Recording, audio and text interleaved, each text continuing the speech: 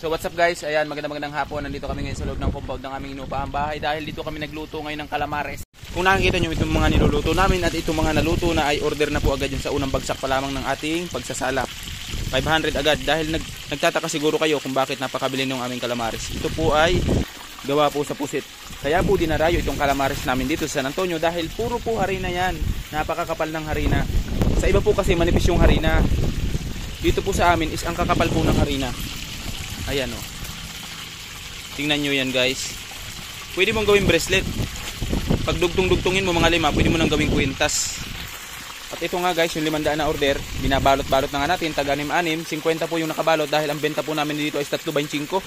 Dito guys, nagmerienda ka na para ka ding nag-almusal dahil nga ang kapal po ng harina. Ayan o.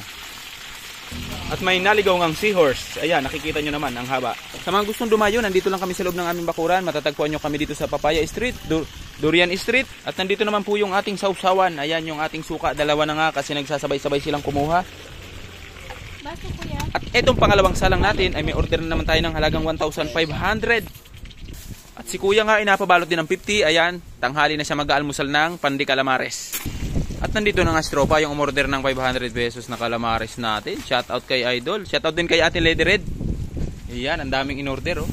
Na-miss nila kumain ng harina. At syempre guys, sa dami ng in-order na yan, ito yung kasamang suka oh. Isang Wilkins na suka yung kasama. Talagang 500. Maraming salamat sa iyong pag-pick up dito ng ating calamares.